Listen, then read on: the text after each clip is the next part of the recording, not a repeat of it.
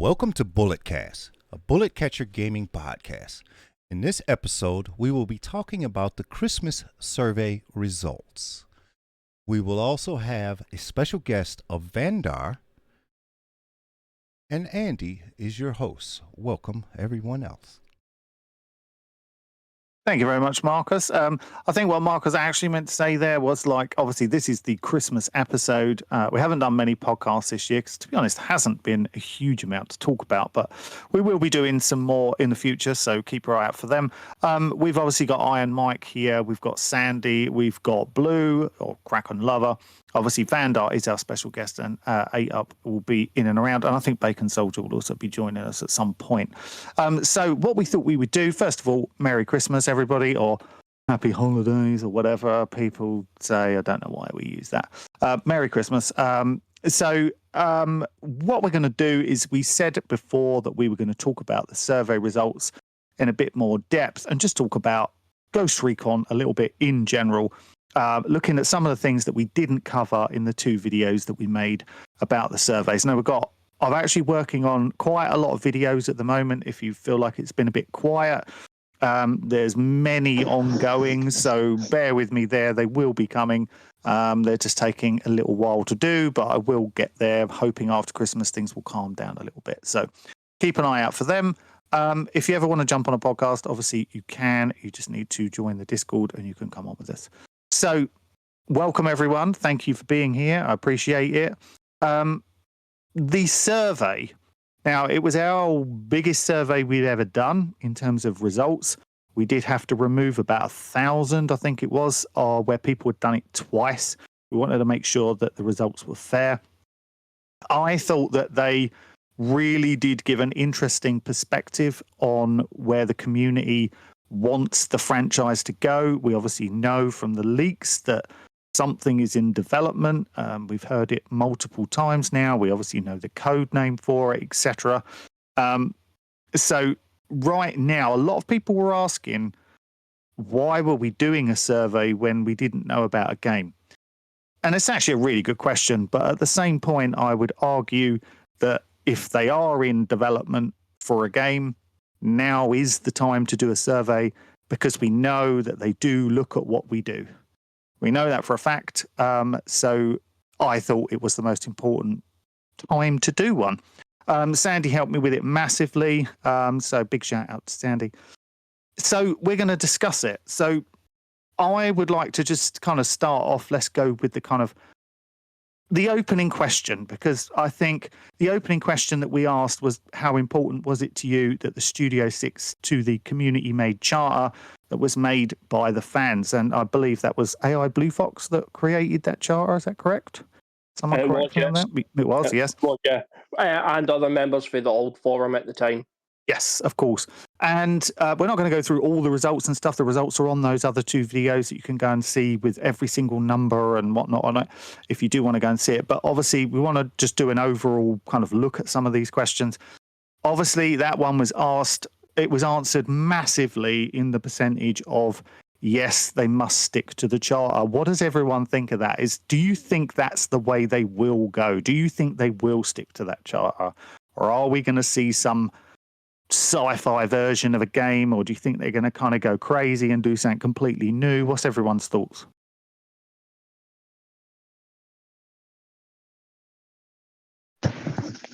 I'll be the first one to say something.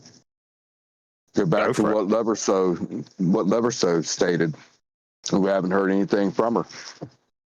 What she stated is that what I got from it, that they hadn't learned not a damn thing. They're going to stick with drones. They're going to stick with futuristic stuff. They're going to stick with basically the same type of mechanics that the other two games had, and plus going a little bit further of basing it off of freaking Division that had nothing to do with freaking the Ghost Recon or Rainbow Six or freaking Splinter Cell as canon. It's something that was developed afterwards, after freaking Tom Clancy had passed away, and they're going to base all the freaking future Ghost Recon games off of a game that wasn't created by freaking Tom Clancy. They just slapped a freaking Tom Clancy to it. Where are you getting this information from?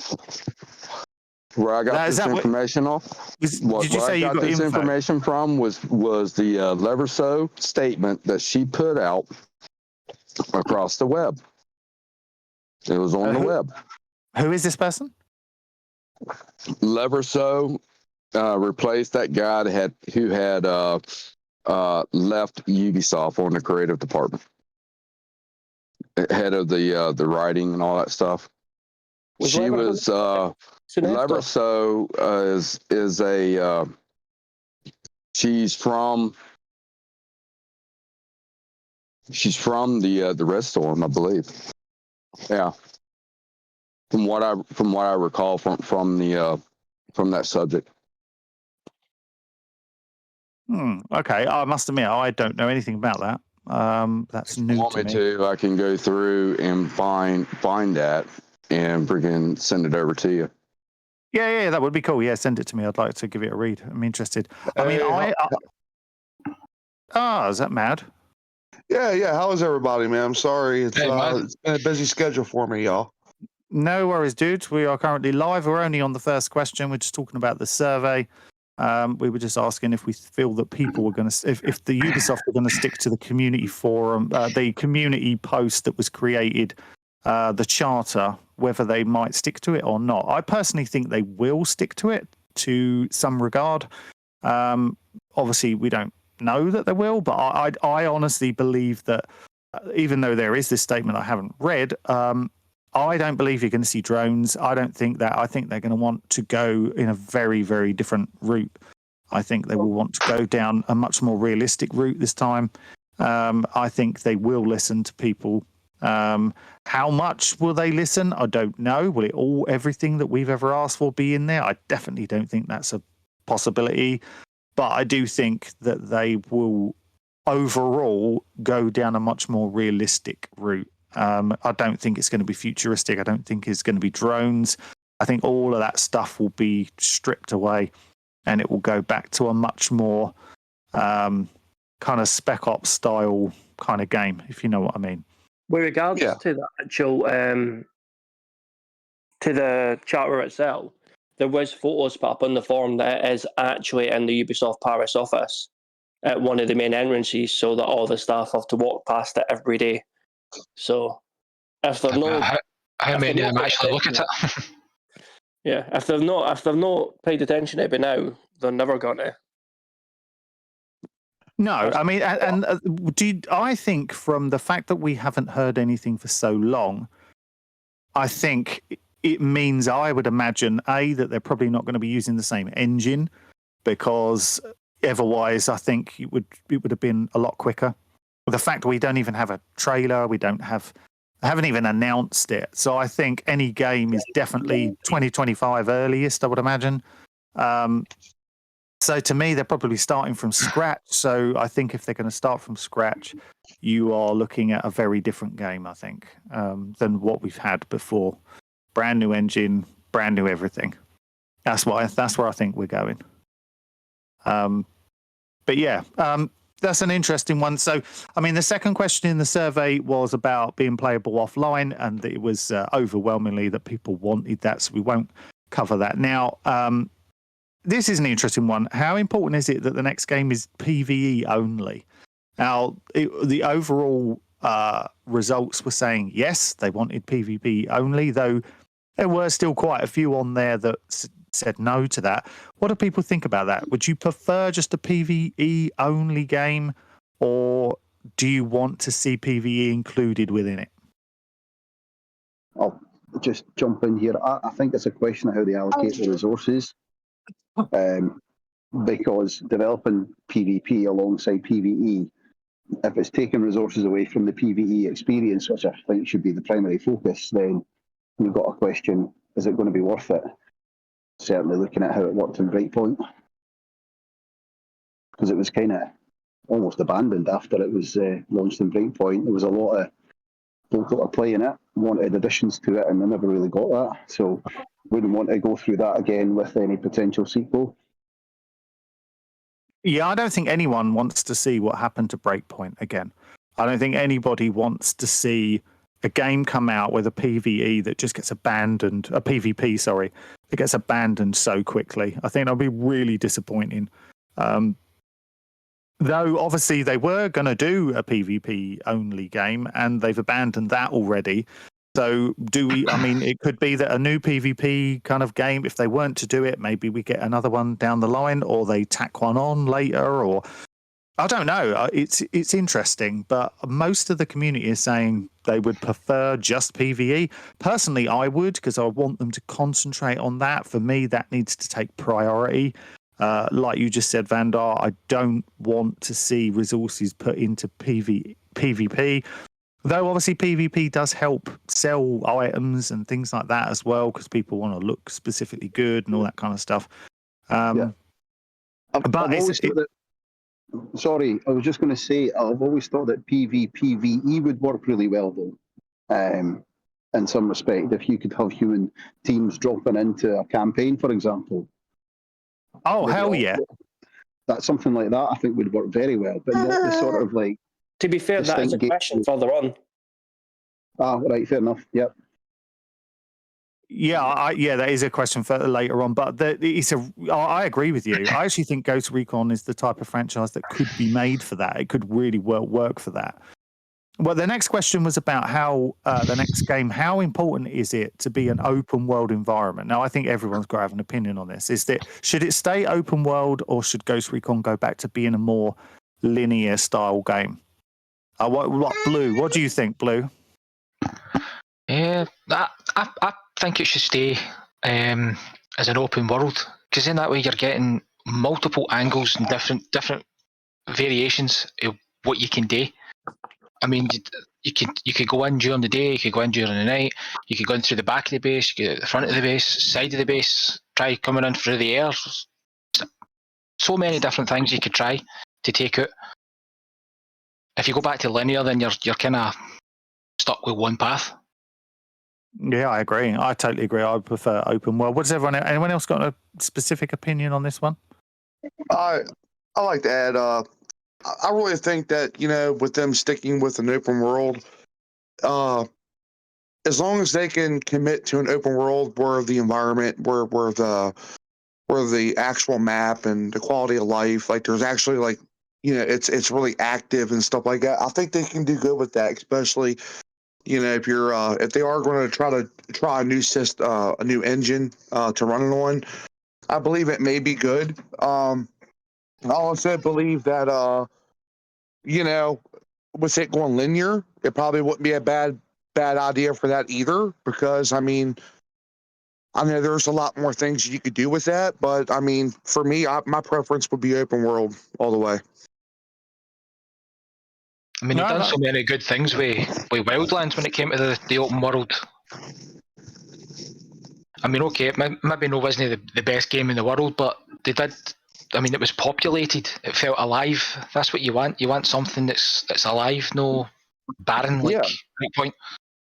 Yeah. See, the big thing is with open world titles is the fact that, I mean, if you have the quality of life there, and there's a lot of things to do within that map, and I mean the replayability will be there, but also with it going linear too. I mean, there is replayability when it comes down the linear option too as well. But I mean, it has to be done really well. It has to be like fleshed out. But I mean, I essentially see them staying with open world just because I think it's more popular than going a linear route. I don't know if you guys agree with that, but I mean, that's just, I prefer to play open world. It's Ubisoft's kind of thing, isn't it? Like Ubisoft are really known for their open world games now, and I think there aren't that many Ubisoft games that tend to be coming out that are not made in that open world format. I mean, even Skull and Bones, you could argue, is open world to a degree. And obviously the new Star Wars game that they're doing is open world, and obviously Assassin's Creed open world, of the newer games, for example. But so I can't see them moving away from that either, to be honest. I can't either, because if they do, it'd be like them going backwards instead of going forwards. If they go linear, it'll be going backwards. You know what I mean? Is there someone This is my personal Is there opinion. someone dying in the background on their microphone? That would be my wife. Right. Okay. But I would like to add too on the last question that you asked everybody. I was meaning to jump in there, but I was kind of wrapped up with a little bit of something there. But as far as it goes down with Ghost Recon as a whole, with them making this new Ghost Recon, if they are making a new Ghost Recon, I really don't see. I see them really going back and looking at the failures of what has happened and the feedback from the community as a whole, and saying, okay, what did we do wrong here? What can we do to change course, and what can we do to bring the people that are big fans back into it, as well as gain new fans on top of it.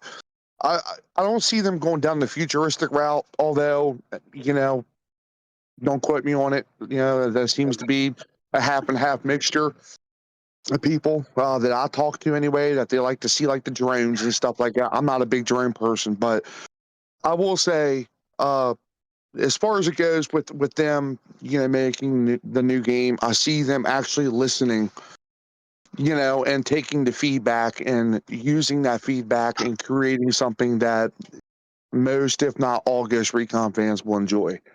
So. No, that's a fair point. So the next question we asked was about how important it was that the next game was in third-person view. This was overwhelmingly in favour of being third-person on the results.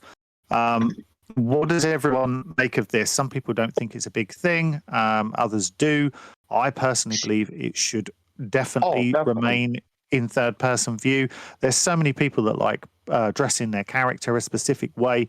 If you remove that, anyone who plays first-person games, which we probably all do, that element to me is taken away. Like I find that you purchase skins and things like that for games. I used to buy loads in Rainbow Six Siege, and to be honest with you, the only time you ever see them is when you die, and it doesn't. It's kind of pointless, I think, and I think they would lose a lot of the community, I think, if they went with if they ditched the third person. That's my personal view. What does everyone else think? Well, I don't understand how some of these first person games come out to where you have character customization, and it seems to me like you're able to customize your character more in depth. I mean, for example, look at Cyberpunk and how they did their stuff, right? Yeah, I mean, the only time you can see yourself is if you look at yourself in the mirror or whatever. Like, for me, I think it's more immersive to do third person, because not only can you see your character customizations, but you can also get a better look around you. And I think with a military tactical shooter, I think having at least somewhat of a 180 visual instead of just a beeline visual without having to constantly turn your controller around and take a look on what's where and whatever.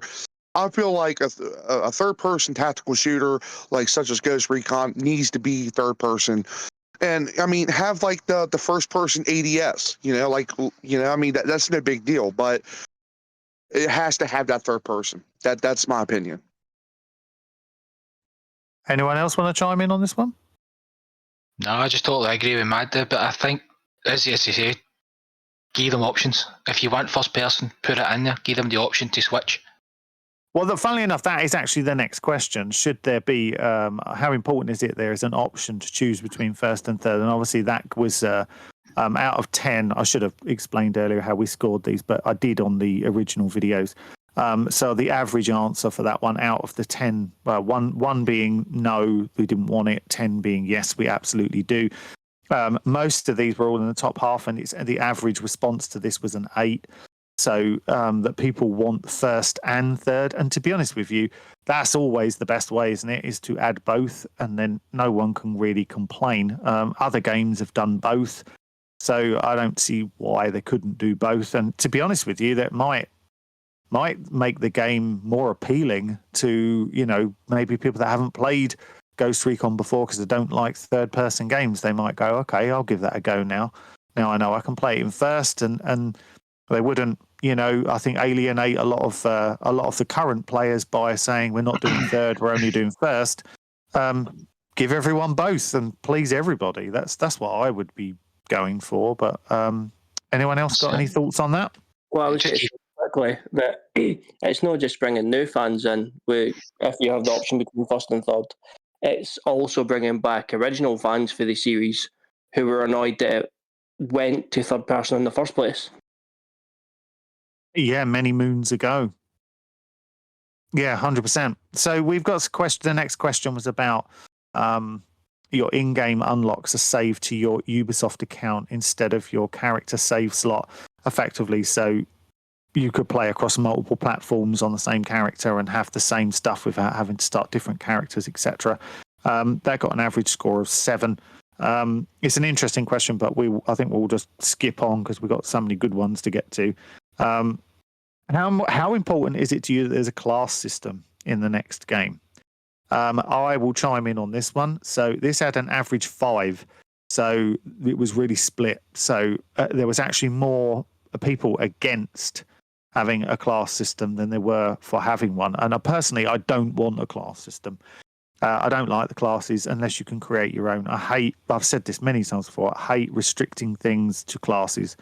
Unless they are like, I don't mind having something like a mechanic or a medic. I don't mind that, but I don't like having different night visions and different skill sets. I just disagree with that. But what does everyone think of that? I like the idea of fluid classes. So it's defined by loadout. What you put in your backpack, the gear and equipment that you've got defines how you're going to use the operative. Potentially even rewarding operatives for using different weapon types and stuff like that, like an experience system, something like that. I think rather than locking folk out of functionality or, weapon types or things like that, just because they're a specific class, I found it quite annoying in Breakpoint that you had to select classes to get certain items of equipment, which almost made you have to go with certain types just to get the gameplay that you wanted. I agree. And actually, the next question was, should you be able to create your own class? Which got an average answer of 7 out of 10 for being a yes. So obviously, a lot of people want to be able to create their own class. And I think that is, for me, that would be the way forward. Don't have any classes and just be able to create your own classes. You could have X amount of slots, say 5 different classes, and you could create them however you want, which means you could adapt your play style based around different classes and without having to swap and be forced to use that and forced to use this. I think personally that's the way forward. Anyone else got any comments on the classes before I move on to the next one?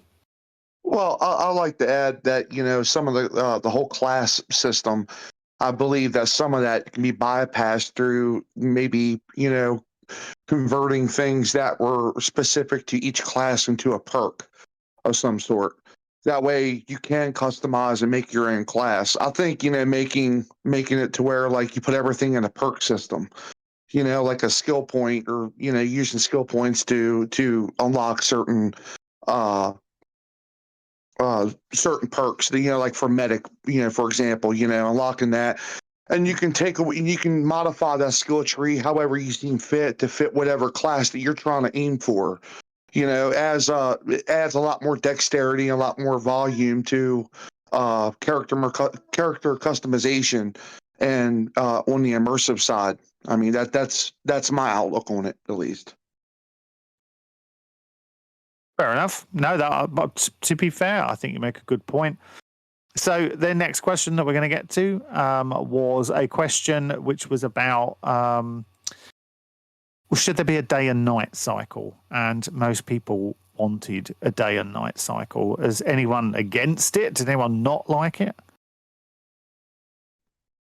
As long as it actually contributes to stealth and stuff like that. Like, in Breakpoint, it can be nighttime, it can be daytime, and there's really no big difference. Like, they can spot you just as easy at nighttime as they can during the day. I think, if you're going to add a day and night cycle, at least have it contribute to something in terms of where it actually affects your stealth and your infiltration and your exfil. I agree. And overwhelmingly, overwhelmingly, this was a 9 out of 10 response. So as an average score, so there was pretty much everyone said yes. Go on, Sandy. Yeah, and I was going to say, you go. I was just going to say very quickly that along with that, though, I would like to have NPC time of day cycles as well. So nighttime, folk go to bed, you've got different guard routines, folk are in the cantina in the evening and stuff like that. So that would... Fully agree with that. 100%. Yep. That's effectively what I was going to say. That question was meant to cover. Yeah, 100%. It's got to be in there. You can't... If it's nighttime, you should be able to see some of the guards going to sleep and stuff like that. It should be able to, help you maneuver around bases and things like that. If there are guards asleep or guards changing, shifts and all that kind of stuff, I want to see that. So how important is it that the game has dynamic and extreme weather events? This was also an average 9 out of 10, and I think it's really important. I want to see like I'm not a hurricane like in Fortnite where you see houses being lifted off the ground, but I'd like to see some really strong winds, some serious thunderstorms, because I'd still think Wildlands, some of my favourite moments in Wildlands were, on Fallen Ghosts, where it was an almost constant thunderstorm and overcast weather.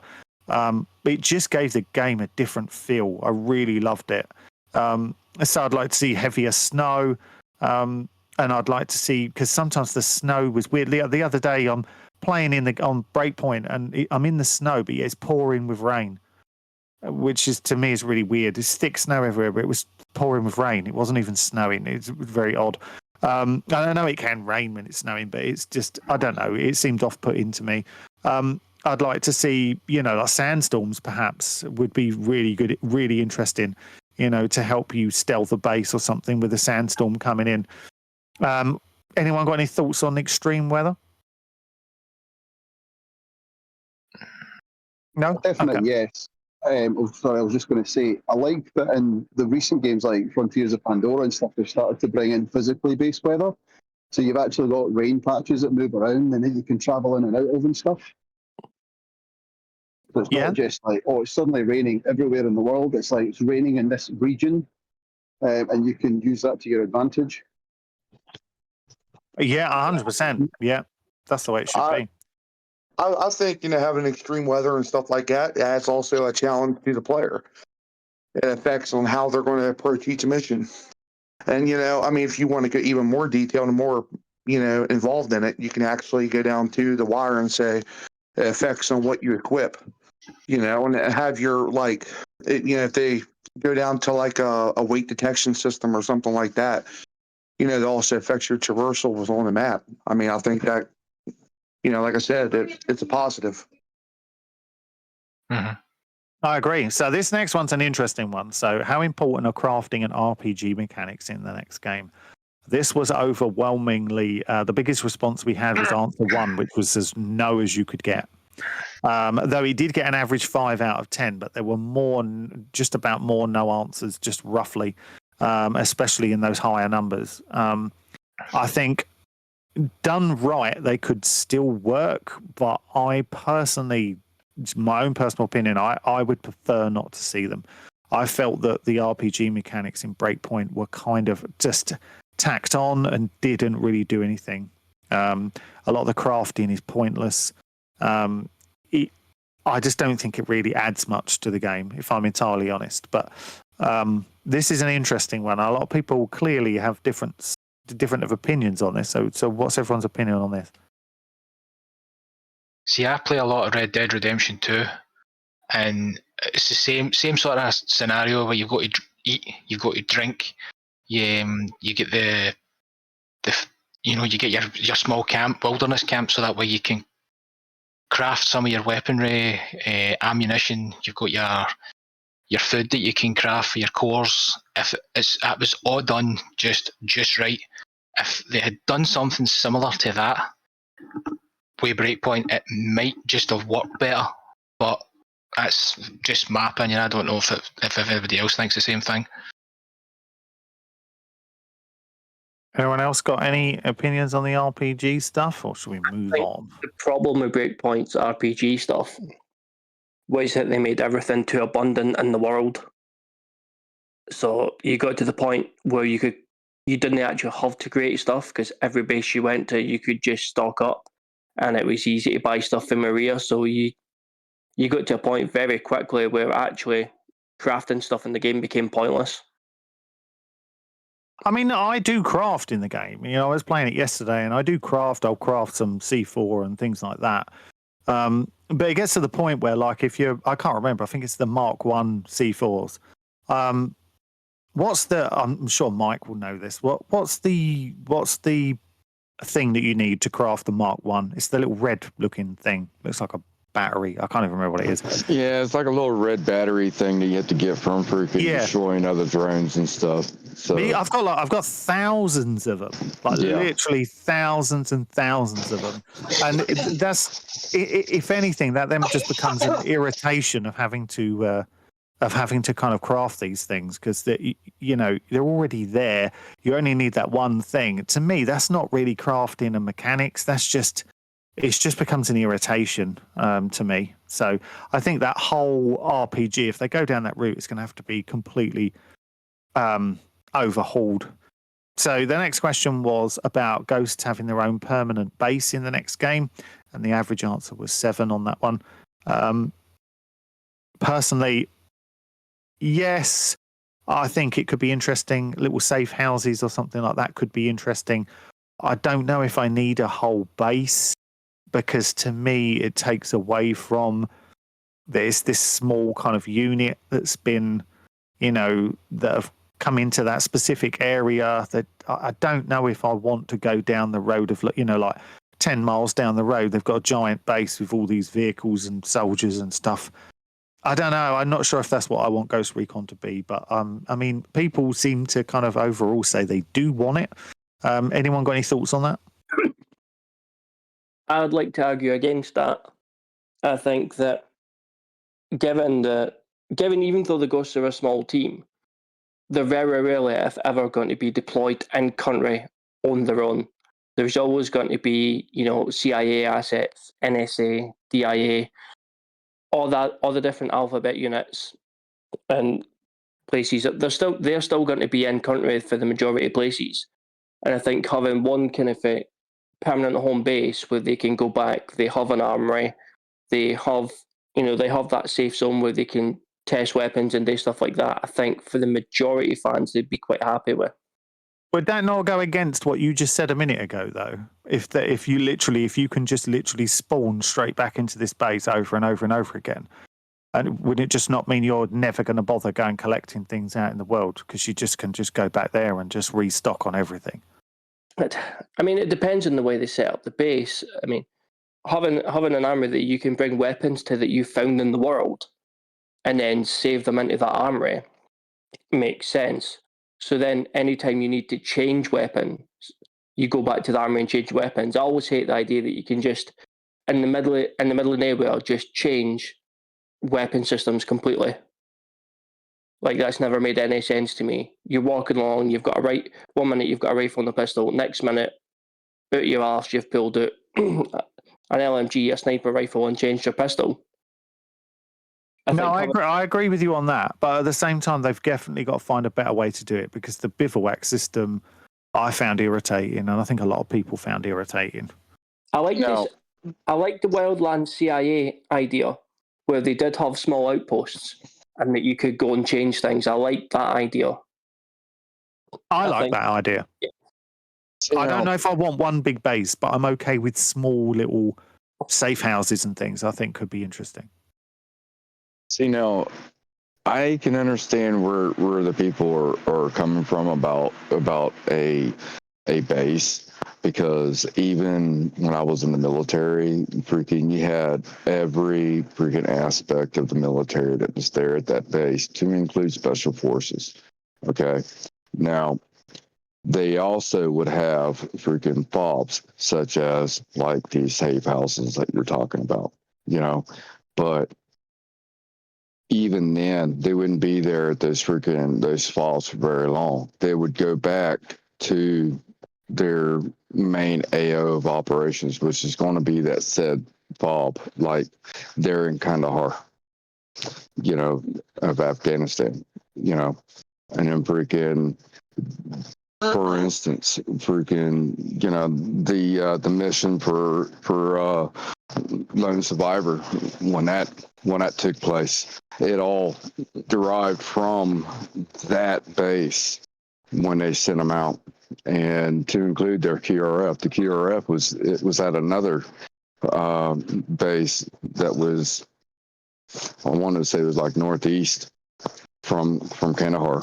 and they conducted all their operations out of there, both red teams and green teams. So there, on that standpoint, I can see where they're going from, and maybe what they're considering is like a Milsim effect. Even though I'm not a Milsim type person, never was, but freaking, I can see where they was wanting it. Now, well, what I would have wanted in the game? No, not really. Would I want a freaking, like, to be able to create a fob? Yeah. That would be kind of nice, instead of having these bivouacs all over the freaking map. It is a fob that you can build and put in place and tear down and move. Yeah, that would be interesting. I like that idea, actually. So let's move on to the next question, because we've got quite a few to get through. So how important is it that factions can gain and lose control of regions in-game? Now, the answer to this one was an average of 8 out of 10.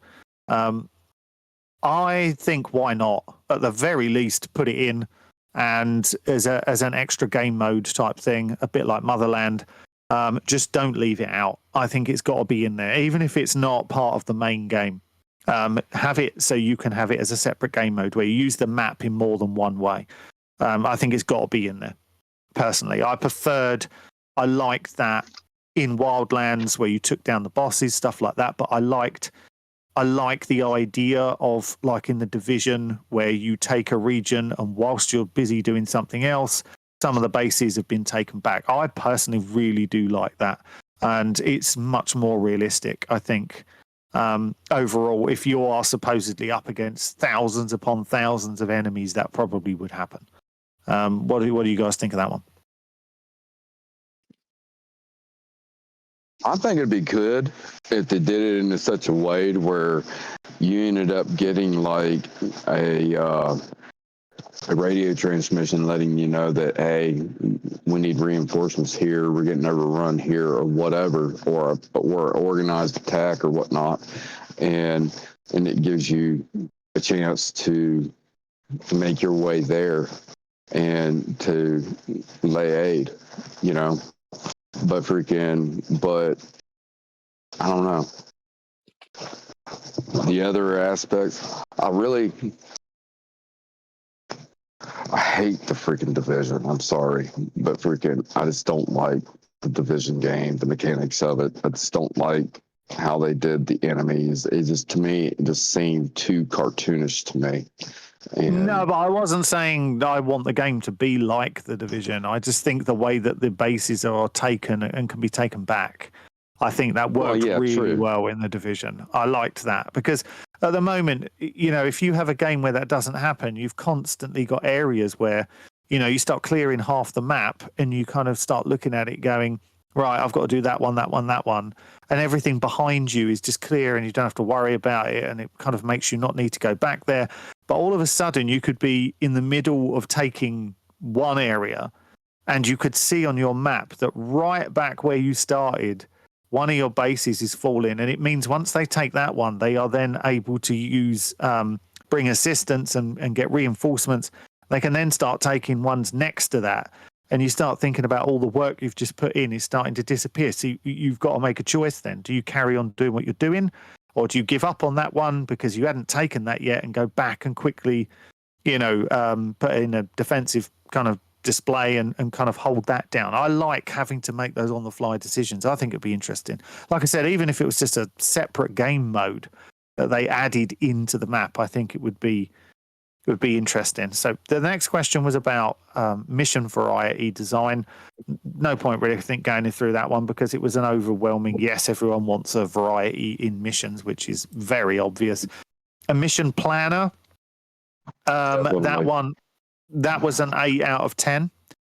Do you want a mission planner? And I think there's different ways to do a mission planner. Some people, I think, want kind of a map that they can kind of work out infill, exfil, that kind of stuff. How would you like a mission planner? I'm sure Sandy's got some opinions on how a mission planner should work. Well, I mean, I've actually wrote, obviously with some of the things I've done recently, I've wrote like full mission plans, and I think having maybe even just a basic what's the word I'm looking for, like layout where you can go down and then just affect that how you want to plan the mission, where you want to put your checkpoints in, or things like that. I think, especially for the Milsim players or the Milsim light players, I think would be really welcomed. Yeah, I agree. I think definitely. I mean, I know Mike was just talking about Milsim. And yes, there are some people that don't want Milsim, some people that do. And I just hope that they cater for everybody. I mean, if you put the right options in, you should be able to cater for Milsim players and also cater for casual players. I think that's the key, making sure that there are plenty of options that you can turn things on, turn things off. You'll bring in a bigger audience, I think. And if you start restricting things and you make the game not so Milsim friendly or not so casual friendly, I think you will lose a lot of players, and that means support tends to be stopped earlier and games aren't as successful. They obviously need it to reach out to many people, which means they've got to make a good game, which is hopefully why the period where we haven't heard anything, and it seems to be getting longer and longer with each week that goes past. Hopefully that's because they are putting together a pretty good game for us. But I think it's an interesting... I think that mission planner would not only just cater to the freaking Milsim, but it would even cater to like people like me who are about tactical shooter and realism, but also for people who are content creators. Like for instance, Wild Bill. One of his videos I seen him do that got me to check you out, Andy, where he was doing a mission and they had planned it all out like they had a mission planner, but they took time to piece everything together. But if they had like a mission planner in the game itself, it would have alleviated all that time frame that they wasted and still be able to do the same thing. And I just think that aspect alone would cater it to everyone, not just one little sect of people. You know, that's just my opinion. I didn't realize you had people trying to get you to check me out. Is that why you keep asking me for photos? No, what? Me? No. No, never. It's all coming out now. It's all coming out. That's what you're doing in your photos, mate. Oh, look who it is, Bacon Soldiers. Hanging around in the background. Don't talk about my photos. Thank you very much. My photos are fine. A and B. Yeah. Someone did ask me once, said, are you ever going to show your face? I was like, no, probably not. So saying that, yeah, I probably will. I remember that conversation. Yeah, I probably will. I'll probably have no choice at some point. Showing your arse might be a better option. Enough said about that. Any reason? Why my arse? Because it's nicer. My arse is all right. I'll have you know. Thank you very much. Nothing wrong with you have to bleach your bumhole, mate. I didn't say I was going to start stretching it open. Jesus Christ! How did we get onto this? Hey, before we move on, I would like to add too, you know, with the mission planner and stuff like that. I mean, well done. I think get us back on subject. What's that? I said, well done for getting us back on subject. Yeah. No. Well, what I'm saying is about the mission planner. I mean, I think everybody here can agree that, you know, whatever they decide to cook up, I'm sure that it's probably going to be way better than what Breakpoint had to give out. But I really don't care much about as long as it's a better improvement of the way the missions were in Breakpoint. The only thing I care about is having the mechanic to where you can call in the infill and exfil chopper. You know what I mean? Like you can go in on a chopper, you have that choice too. Kind of like similar to the mechanics of Metal Gear Solid Phantom Pain. You know, I think that they wouldn't. I could definitely see them taking some inspiration from Metal Gear Solid. 100%. I think in terms of how things work, I could definitely see them using. There were some very good things in that game that worked very, very well. Even though some of the story stuff is like batshit crazy. But the actual kind of gameplay elements and stuff, I think, worked very, very well. I had a lot of fun playing that game. So this one, though, is, I think, more important, I think, than the mission planner. And it baffled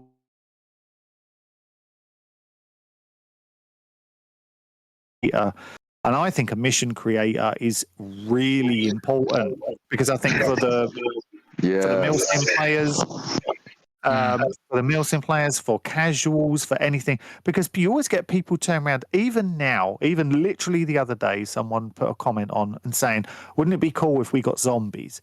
Now, I personally don't want zombies.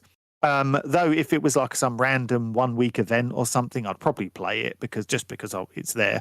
And I know other people, I've seen so many people say, I want zombies, or something like that.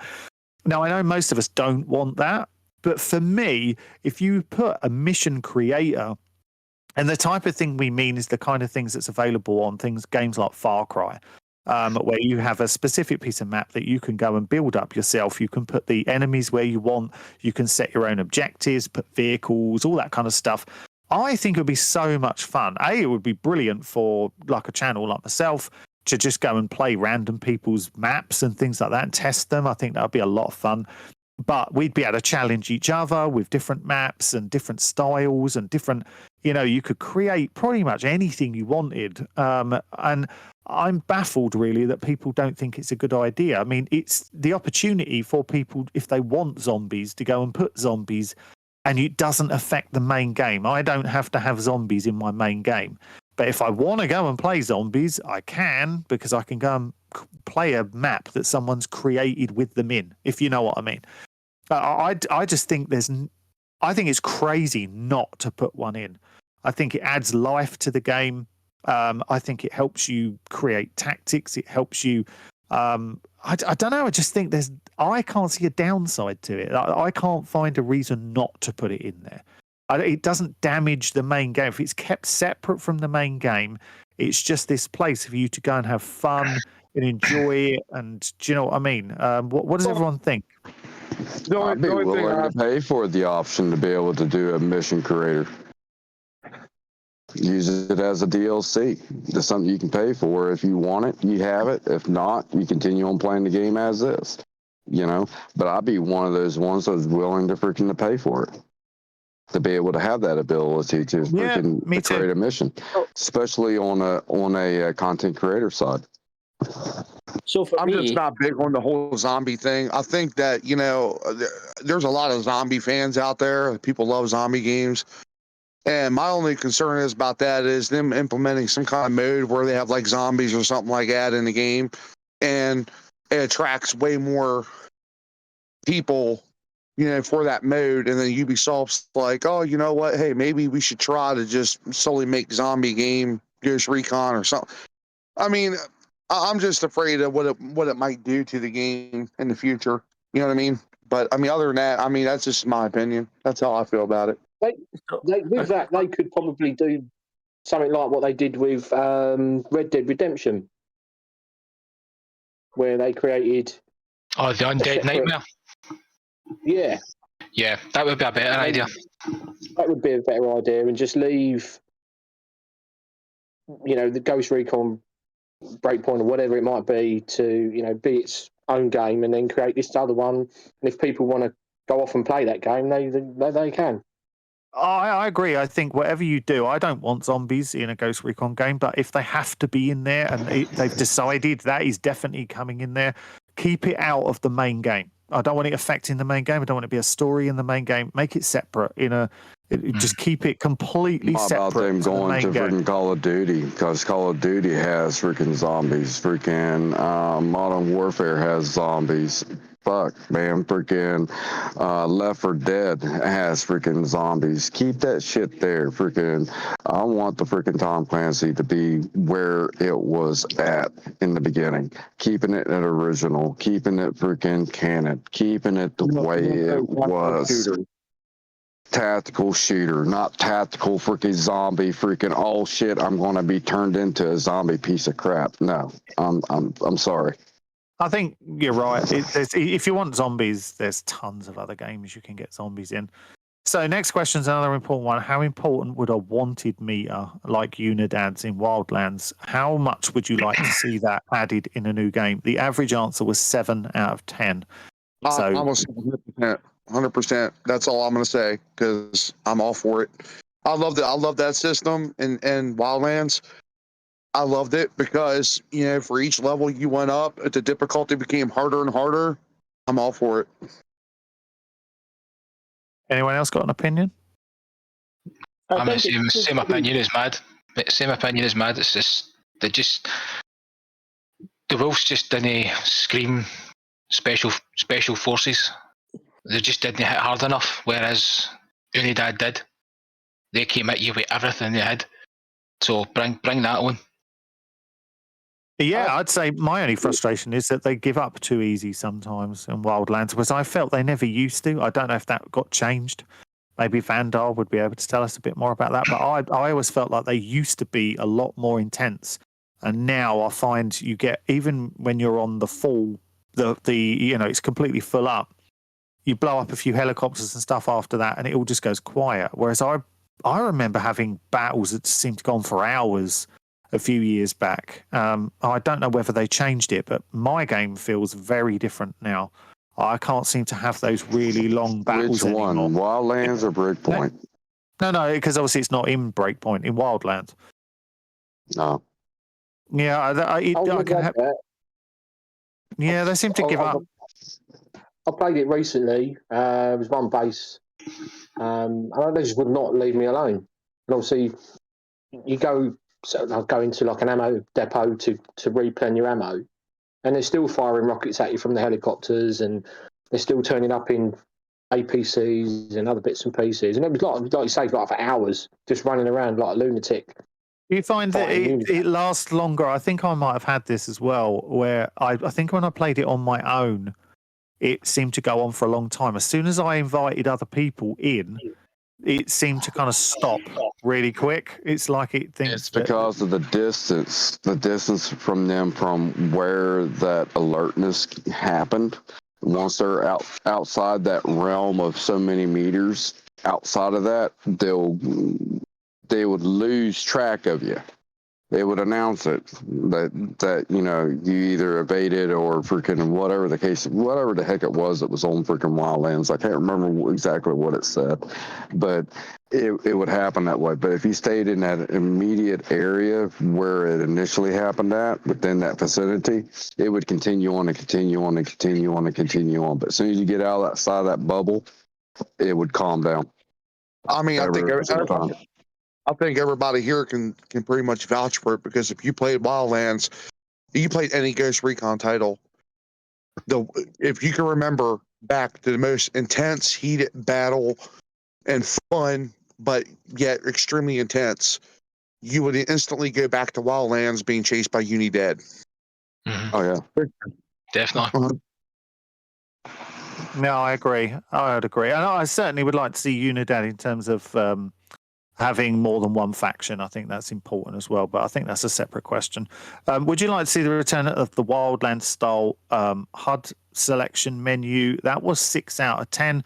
I personally preferred it over Breakpoint, but it's not the most important question at the moment, so we will move on. How important is it that in-game cutscenes blend seamlessly within the game? That was 8 out of 10. I think every single person, without even asking, would agree that the cutscenes in Wildlands were massively superior over Breakpoint. Yep. So, yeah, 100%. I mean, Breakpoints were actually pretty dreadful. Should you be able to influence civilian NPCs in the world? 8 out of 10 on the responses. Anyone want to chime in on this? I think it's an interesting question. I think for world building. Should you be able to influence civilian NPCs in the world? So get them on your side, get them against you. Like if you were to shoot them, would they turn on you? Would suddenly the local villagers be against you? That kind of thing. I think it adds to the whole dynamic of an open world game if you include I'll go one further and say having a mechanic. So when you're going to throughout the map and you're trying to gather intel, like in Wildlands and even some in Breakpoint, where you have to you have to capture the lieutenant and interrogate him, right? I would say having NPCs where you can go up and interact, but there's like a risk meter, right? So, you know, you can either take that risk, it'll show you what the risk is up top of whether or not they're going to relay your location or something like that. But I mean, I would love to have that feature in there as long as it had something like that to where it was like a 50-50, or 70-30 or something like that, where you can actually say, okay, you know what, I can do this, and it can change your play a little bit. Yeah, I agree. Something that's like a separate kind of Hearts and Minds campaign in the background, where the more you do for a region, the more friendly that region becomes to you. Or if you start killing like a lot of civilians in that region, you'll then turn them towards the enemy.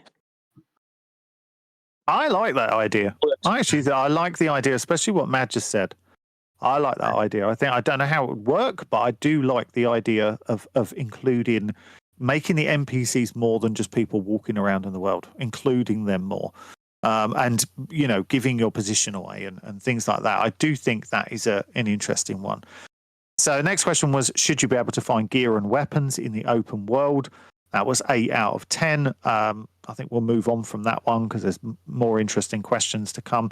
How important is crossover events with other IPs? I think we should discuss this in the next game. The average answer was only 6 out of 10. And actually, the highest score was answer 1, which was a heavy no. I'm on board with that analysis here because personally, and I've said this in recent videos, I don't believe that Ghost Recon for me gets treated like the ugly stepsister. And I talked about this before. I don't think it needs to be. It constantly keeps being, oh, here's Rainbow Six, and here's this, and here's Sam Fisher, and here's this, and yet they don't use that in other games. They don't go to Rainbow Six and go, oh, look, now we're going to put, a Wolf in there, and this in there, and Nomad in there, and blah blah blah. Because they're like, no, we don't need Ghost Recon in that game. So it's like I constantly feel like they are saying Ghost Recon needs to be elevated by these other people, and it doesn't. It really does not. Give it a good story, create good characters, and you don't need any of that stuff. I'm not saying I'm totally against like Rainbow Six, but we've seen it enough now. I don't want to see it again. If you're going to do a crossover of sorts, do a crossover with some older characters set from an older game or something like that, but keep it Ghost Recon. I don't need Terminators, though I did have a bit of fun playing that for a little while. I loved the Predator mission in Wildlands, I truly did. But I don't need it, and where you just don't know where they might go. You don't know what deals they've done with companies behind closed doors. I don't want them suddenly going, well, we did a deal with Hasbro, so now we've done a deal with Hasbro. What we need to put, I don't know, Power Rangers. I mean, I know some people go, oh, don't be stupid. But it's like, who's to say? You just don't know. You just don't know. These are all executives and it's about money. Well, I'm torn. I'm torn. I'm sorry. I already know what you're going to ask. Fuck off. Right, you just mentioned Hasbro, Andy. You're trying to tell me, honestly, if they turn around in the next game... Oh, bro! What comes to my mind. Yep. The G.I. Joe crossover, you would be like, no, I'm not interested. Could you see?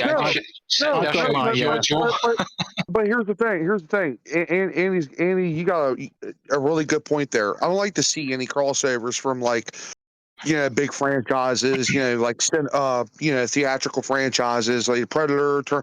I think right now at this point, what they need to do is they need to start creating and making their own characters and building on their story, introducing new people into the fray and letting people get used to them and liking them. And then perhaps maybe in the future, when more, for the next Ghost Recon, the Ghost Recon for that, you can start seeing appearances from those people in there, because if they're really focused on character development, I think that they can come up with some pretty likable characters. Like, for one, they're capable of doing it, because when you play Assassin's Creed Valhalla, you play as Eivor, you can pretty much get, attached to that character in a very good way. I mean, in regards to like the personality and how they handle themselves and stuff like that. I mean, add more to character development and build on that and create your new and more unique, fleshed out, NPC or possible future player and next Goose Recon titles, and just ditch the crossover stuff like Rainbow Six included. Just ditch that.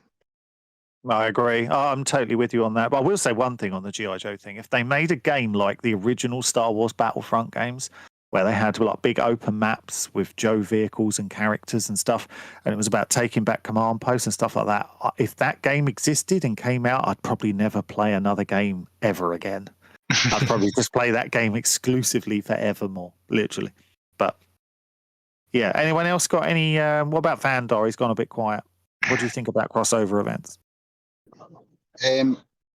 My view would be only if it adds value and not if it breaks the lore.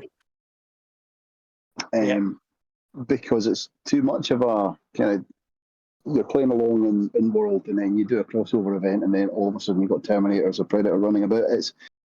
It's a gimmick, but it kind of breaks the realism. So it would have to be from like characters that are in the same sort of realism universe or that kind of realistic take. But to be honest with you, again, it's back to that old. If you're diverting resources into this rather than putting onto game systems, then that would be a no from me. What about if it was a film? What about if it was, let's say the game comes out in 2025, right? And 6 months after the game comes out, we get say, I don't know, let's think of a franchise that might fit. So, oh my God, my brain's just gone get. What about what's the Netflix movie with the dude who plays Thor? What are they called? Extraction. So let's say an Extraction 3 was coming out, right? And they went, we want to put him and make a mission about him being in the game. Do you think Ghost Recon fans would be okay with that because of the type of movie and the type of character that he is? Or do you think they would still go, no, it's still a crossover that's non-Ghost Recon related, we don't need it? How do you think people would be with something like that? Well, here's a bigger question. Would you rather prefer to see, the character from Extraction, Chris Hemsworth, that character within that movie, who plays that role? Would you rather see that in there, or would you rather see Ubisoft make somebody completely new, fresh, and like a whole different name, but has the same kind of characteristics and does the same stuff as what Chris Hemsworth does? New all day long. Because I remember at one point someone asked me, "Would you be okay with Expendables, kind of like DLC or something like that?" And I said I'd rather have it. Well, I said I'd rather have Expendables than Terminator. If I had to choose, if someone said you have to pick one, I would have gone Expendables over Terminator personally. But I mean, the problem is they've killed that franchise anyway. So I seriously thought your example, Andy, that you're going to give us was, say, Tony Stark, gives you access to some of his ballistic missiles or whatever. I'm like, oh God, no, don't want that. Definitely don't want anything like that. No, I mean, like, there's all these classic characters like, Rambo and Dutch from Predator and all that kind of stuff. Yeah, but I don't want to see them in Ghost Recon. I love the movies and things like that. I just don't want to see them. I really don't. I don't need to do a video on this, just to see what people's reactions would be, because, like everyone's saying, bring new characters in. Yeah, I think that's a great idea. Something new, something fresh, rather than going back, introducing people that we all know, bring something else in. But with introducing crossover stuff, I was going to do this video just to see what people's opinions were. Then maybe do like a poll on it. For me, I'm a traditionalist, with in terms of Ghost Recon and everything else. And yeah, I think going to the extreme of just continuously introducing new stuff like the Terminators and the Predator, it's good fun, but make it a DLC. If you're going to do it as a DLC. Don't introduce it as a part of the storyline? Because are we all hypocrites though at the same time, including myself here? Because I don't want any of this stuff, but I won't lie. I miss the Predator mission in Wildlands. I do genuinely miss it because it was fun. I like the fact that it was just this separate kind of thing that was just in the world, didn't really have any impact on the story or anything like that, and I was okay with that. I thought the Terminator 1 was fun for a bit, and then it got really boring really fast. So maybe, I don't know. There's still so many people. I still get comments now on the Predator video I made when they removed the Predator mission. I literally get people now saying, I just bought the game. I had someone the other day, just bought the game. I can't believe it's not in there anymore. Like, they didn't even know it wasn't in there. So people want to play it still. We know that's not going to happen, but I think the IPs thing is, the crossovers is a really interesting dynamic of what people do and don't want, or what they would put up with and not put up with. Because when it comes down to it, these IPs are all about them making deals with other big, multi-billion-dollar companies, making deals with other multi-billion-dollar companies to use licenses and things like that. And obviously, as we've seen, they removed them after a certain amount of time as well. So if they gave us a good one, the chances are it would never stay. The only way it would ever stay is if it was a Ubisoft product. I wish they would freaking remove the combat brawl. Yeah, well, I think we'll get to stuff like that. So anyway, so how important is a repelling system in a future game to you? This was an 8 out of 10. Anyone want to chime in on that one quickly? Yeah, I think it's a good idea. It's frustrating when you can't, like, you want to repel out from a helicopter, or you want to repel down the side of it, but rather than fall off the side of the building or have to jump off and use your parachute, which is frustrating because you can jump off the roof and not open your shooting time and you end up splattered on the floor and you're dead. So being able to repel, and even repelling up and down. Cliff sides. Some of the cliffs in Breakpoint are really frustrating. Oh god, when you can't, really frustrating. You're running on the spot, or your character won't jump up to the next level, to then go up and further up the cliff. That does my head in. So I think bringing in some sort of way to repel is a good idea. Okay, well, let's go on to the next one. How important is permadeath for your character in a new game? This had an average score of 5 out of 10.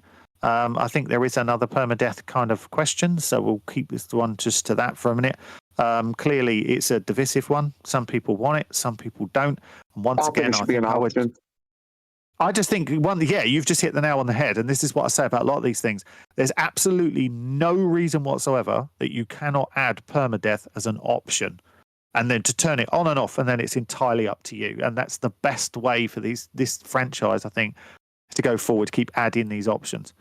So a permadeath for teammates in the next game. This was another 5 out of 10, so very divisive again. Once again, I think it's pretty much goes back to what we were just saying. Put the option in there to have it, to have them die or not die. As long as it's an option, don't just select. They shouldn't just decide for us. We've decided you can, or we've decided you can't. Just give it as an option, personally.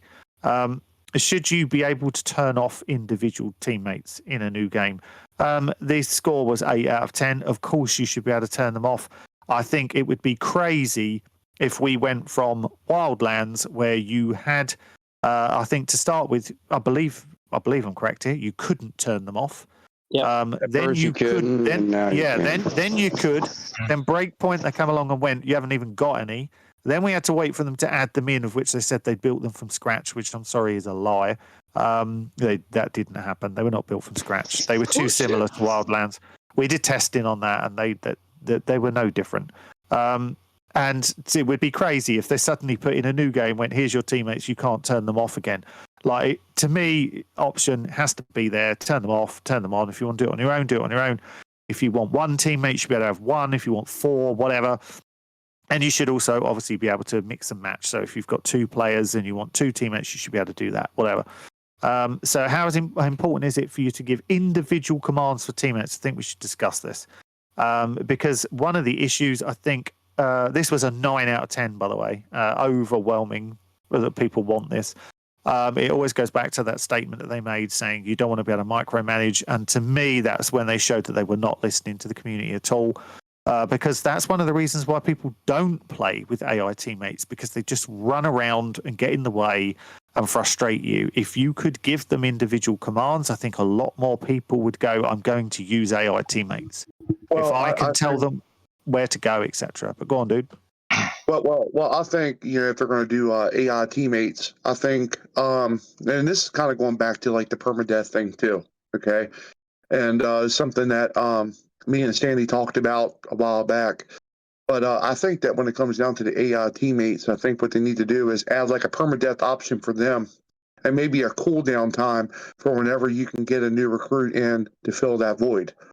And I think, as far as when it goes down to AI teammates, I think that there needs to be a command option where you can command them, but it's specific to their own capabilities and their abilities in the field. Now, of course, you have your full blown out assault, right? But say, for instance, your AI teammates have their individual class special skill per se, and you can, I don't know how they will do it. I don't know how they'll integrate it into the system, but maybe give a command that's specifically to their abilities and their skill that they can only do for each one, right? So I think that, giving a basic command, like you're right, Andy, when it comes down to like the AI teammates and Breakpoint, where they were just all over the place. There really wasn't no immersion when it came down to commanding directing your teammates on the field, because you can tell them to do one thing, like go to a certain point, and never half the time you couldn't even do it because of what you keep saying, well, we can't go over there. Can't get their balls, or it's like, they need to flesh that out a little bit. And I feel like maybe add on to it to where people actually want to use their AI teammates more instead of you playing with other real players. That way it gives more to the single player perspective, if that makes any sense. Yeah, completely. Yeah, 100%. So next question was, how important is it to be able to micromanage your AI teammates? It's kind of on the same kind of remit. That was 8 out of 10 important. on that score. Very important. Control. I think, yeah, 100%. How important is it that AI teammates can drive vehicles in a future game? This was 9 out of 10. To me, they've done it in other Ubisoft games, such as Far Cry, etc. Who does anyone got a specific opinion on this, or are we all on board with this one that we would like to see this? Is anyone who doesn't? Is anyone going, no, I don't want that, or are we all on board with it? No, I'm on board with that. Yeah, I think so, and I think the community spoke on and off their option. Oh yeah, no, 100%. Make sure you can turn it off. As long as it's not just going between missions. If you could set a waypoint and it's got to be waypoints. AI teammate. Yeah, as long as it can do that, But then what? How are they going to do it if you want to just randomly drive around? Are you going to be able to do that? Probably not, because how's it going to know where to go? Do you know what I mean? No, I think you're going to have to set a waypoint. Like, I think, that's the way to do it. And as long as it follows that waypoint. I mean, don't get me wrong, it could get you in a lot of trouble because, how good will it be? You could put a waypoint down and you think, oh, look, hang on. Oh, there's a base there. Well, it's not going to go through that base. No way. It will go round it. And then all of a sudden you find yourself, okay, why are we driving through the middle of this base? I do think that could definitely happen, perhaps. Or will it stick to just main roads? Will it always stick to off-road? Be nice if you could have an option on how to do that. But I think that's probably getting a bit too unrealistic in terms of what they would do with that. Personally, I don't think they'll bother putting it in there, but the community want it. 9 out of 10 for that one. How important is it to you to be able to customize AI teammates' gear and weapon choices? This was a 9 out of 10, well overwhelming. Of course, you have to be able to do this. It'd be utterly ridiculous if you couldn't. Anyone got anything they want to add to that? Because, I mean, surely everyone... I can't actually believe that some people said no. There was actually 27 people that said no, they didn't want this. Really? Which I was like, yeah, I mean, it's only 27 people, but I was like, I didn't understand it because I don't understand why you wouldn't want that. I mean, if you make sure you can do it, then it's up to you if you want to do it. And you don't have to do it, obviously. So the fact that you wouldn't even want it in there as an option, I found crazy, but there we go. How important is it the ability to create multiple weapon variants of the same weapon in a new game? And this was a 9 out of 10. And this is something that we've talked about for a long time. Getting rid of the dodgy blueprint system. I can't stand the blueprint system, if I'm entirely honest. I hate having multiple different weapons for the same weapon. It should be one M4, which you then build into the variant of the M4 that you want, based around having a really good gunsmith. That's obviously the way to do it, I think. And I think that's clearly what the community want in response to this. Anyone got any things that they want to add regards to how this should work?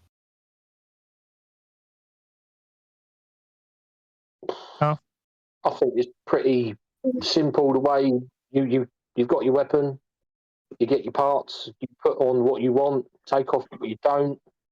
It's fairly simple. It works. It's easy. Why overcomplicate it? Just and having 10 blueprints for M4s or whatever. That's nonsense. Yeah, it's. I think it's silly, and I don't like some of these, blueprints that are basically almost the same weapon just in a different color. It's like, well, that should for me that should never happen. But so, how important is you to have the ability to fit any weapon attachment? Well, we've kind of just said that. It's if it has the correct rail system. This was a 9 out of 10. I don't even think we need to talk about it because it's so absolutely everyone wants that. Kind of goes back into the last question. How important is our realistic gun sounds in the game? This was another 9 out of 10. This really shows you that the community is saying the guns are really important. The gunsmith is really important. The blueprint system, not how it is, but how it should work, is really important. I think Ubisoft need to make sure that the gunsmith really works this time. Is the best one that I think they've ever put together. And though some people may or may not like Call of Duty, I still think that they are pretty good when it comes to their gunsmith. I think they work very well. Anyone got any suggestions on improvements to gunsmith, or do you think that the gun sounds are not important? Some people didn't. Even we had 28 people say no. To me, that I don't understand that at all. To me, if you're shooting an M4, you want it to sound like an M4, right? If you're shooting an M9, you want it to sound like an M9. Like you just, I'm baffled that people say no. It adds to the immersion. Yeah, and just half the time it just doesn't feel as if the guns have got any, pop to them. They just don't feel as if they hit hard just with the sound. I mean, when they brought in the new sounds for like the M4, and then they had the ACR. The sounds after the weapons are just amazing compared to some of the other ones like the 416. That sounds like an airsoft gun. Oh, the M110. That they really made that sound great. I think it's the nicest sounding gun in the game. Yeah, the G28 sounds really nice too. Like when they redid the sound on that. But listen, guys, I gotta bounce. I've got some family emergency I gotta attend to. But you guys have happy holidays, and to anybody who watches, happy holidays, and I will see you guys later. Thanks y'all for having me. Mad. Merry Christmas. Merry Christmas. Merry Christmas. Yeah, Merry Christmas, mate. Merry Christmas. All right, later, guys. Merry Christmas. Just out of interest, this is nothing to do with the game, but just because the fact that obviously, I'm English and I never say happy holidays. And I know I said something about it at the beginning. Like, obviously, Mike, you're from the States. Why is it happy holidays such a thing in America as opposed to other places? And why do people say it more than they say happy Christmas? Or is there a reason, or is it just because they don't want to offend anyone's specific religion or whatever? Was that why? I think that's mainly what it is. So you don't offend their beliefs and everything, But more so, it's also traditional too, for some of us. Some of us don't. That's fair. But, that's fair. It's just you tend to find different people say it. Some people say it and some people don't.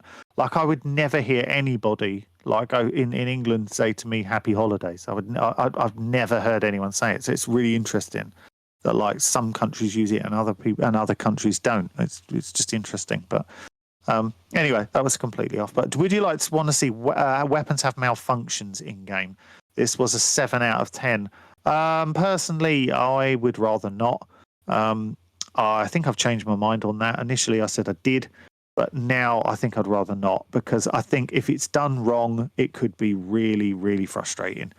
Maybe difficult to work I think as well. this is my opinion, but I think a lot of the stuff that we're wanting is cool and all, but you also got to think of the fact of too much is going to be more is going to be too much, and it's going to end up taking away from the actual aspect of the game to begin with, and it could hurt or dampen that game outcome more so.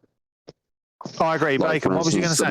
Like the malfunction bit, I can see where it can become an issue. I can see where it could be glitched to the point, not us glitching it, but the game glitching and becoming an issue. Just me personally. It could be quite a lot to get it right. I mean, are you going to have it as, say you have that malfunction, is it something that the character is going to sort out itself, or would it be something that you would have to do somehow? Do you see what I mean? How would the mechanics of that work? I think it would be quite difficult to get it right. Yeah, what would be the conditions? What would be the conditions for it to malfunction as well? Would it be a random generated thing? They would just be like, or would it be specific guns would malfunction more than others? And I think it would be frustrating because if they started going, okay, so if you pick up an AK and this is more likely to jam than if you're carrying an M4, and it was more likely to jam like ×5 or something like that, you'd never want to pick up an AK because you go, oh no, I can't be dealing with the constant, weapon jamming, all that kind of stuff. So I think, it would annoy people. It would be, and they kind of added a prelude to it in the last game, if you think about it, for cleaning your weapon. So if you've got, say you're running an M4 for the majority of the game, and you've got that M4 saved in your armory, and once you've got so many rounds through it, you start seeing the malfunctions because you're not maintaining it. So every so often you just you go and maintain your weapon. Yeah, I get where you're coming from. I can see where it go wrong. I can 100% see where it go wrong at Ubisoft at the end of the day. I can see where and how it would go wrong, but if done right, I think it'd be a really good immersive mechanic. The only way it would go right if it's an on and off option in the settings. Oh yeah, it's on and off. I'm pretty sure they did the same thing as I said before, Red Dead Redemption. But yeah, with the weapons and that, when they get overly dirty, they malfunction and they jam. I'm pretty sure I've seen that a few times. I mean, like you said, if it's done right, it could work. It could work. It could be something they could maybe introduce into the bivvy. You know what I mean? So like where you go and you craft all your bits and pieces in the bivvy. It could be a setting in the bivvy. I don't want bivvies. I don't want bivouacs ever again. I hate bivouacs. They do suck. But like for instance, they put them into the next game. Or the equivalent version. Yeah, it could be in there where you do that. Weapon maintenance, yeah. Yeah. Okay, so how important is it that weapons and ammunition are scarce or restricted in the game world? This was an average 6 out of 10 response. I think we'll skip that one for now. How important is it? Can I say something on that one? Because I fucked that question up. Oh, yeah, because you were talking about the actual variants of weapons, weren't you? To be honest, that's what I thought you meant. I didn't think that you didn't mean that. Yeah, I think people have maybe, because I read it and I now read it a completely different way. What I meant was things like P90s and MP7s, things that have got unusual ammo or things that aren't common weapon systems around the world. Things that you wouldn't Desert Eagles, you know what I mean? They're not a common military weapon. 50 AE isn't going to exactly be a common round you get to see in a lot of places. Stuff like that, like P90s again, 5.7 ammo, it's not something you see in a lot of places. So should they be rare, effectively? So if you pick up a P90, it should be much harder for you to find the ammo for it in the game. It shouldn't be just as easy as to find your basic kind of 5.56 or something. It should be much harder. They're only in specific places or whatever. No, I mean, I think it's a good question. It is a good question. I think it's a question that was well worth asking. So this one's, to me, I want to discuss this and I don't, because how important is a vastly improved extended render distance? Now, I think we could actually talk about this for about an hour non-stop, because render distance is what was that question again? How important is a vastly improved and extended render distance in the next game? Because the render distance in Wildlands was so massively superior to Breakpoint. Breakpoint's was embarrassingly bad. So I think every single person here is going to say, and the average on this was 9, and believe it or not, there were 22 people who said no, it's not important, and it's like, what? But almost everyone said yes. It's got to be better. Why would you not want to improve it? It needs to be improved. So I'm not sure. Like I said, I feel like we could discuss this in depth for an hour. So I think we'll skip over that and just, we all want a better. I would just say this: if they want to do anything with that, mimic what they did in freaking Wildlands, and then everybody would be happy. Agree, 100%. 100%. How important is it that weapons, ballistics, and bullet drop in the next game feel authentic? This was another 9 out of 10. Anyone want to come in on that? Well, that really just ties in with the last question, to be fair. If you've got a sniper rifle, if you're carrying like an M82, Barrett 50 cal, you shouldn't be limited to 600 meters. With a Barrett 50 cal, you should be able to easily punch it to 2,000 meters and be able to see the on the optic that you're using. Yeah, depending on the optic, of course. Yeah, I agree, 100%. So how important is deep customization of your character's appearance, gear, and weapons in the next game to you? We asked a similar question earlier about the AI. This is kind of the same. This got exactly the same response. This had a massive number of people vote 10 on this. So clearly the community is saying it's really important to them, though the average was 9, because there were a few others who answered 8 and 9 and 7. But I don't even think we need to discuss it. It's so obvious that everyone wants that. So how important is it that all clothing and equipment in game is military inspired? This actually got a 9 out of 10. Now this, I think, shows you that there are a lot of hardcore Ghost Recon fans out there, because I think tends to be more casual players that perhaps don't care about that. And they don't mind what they're wearing. I thought some of the stuff that was added later on in Breakpoint, some of the weird pieces of clothing and stuff were dreadful. I felt that they missed a trick as well. There should have been tons more stuff added, even into the shop, that I would have paid real money for. I didn't think there was enough stuff put in there. Anyone got any opinions on this? Do you think it should be, or do you think it shouldn't be? I think if we're going for a realistic military experience, we should have access to the gear that real-time operators are using. Yeah, I agree. 100%. Yeah, I agree. Yeah. I do not want a return of the tactical kilt. Are you sure? Are you sure? I thought they only put it in there because you were asking for it. No, there's no practical application for that, and it just annoys me.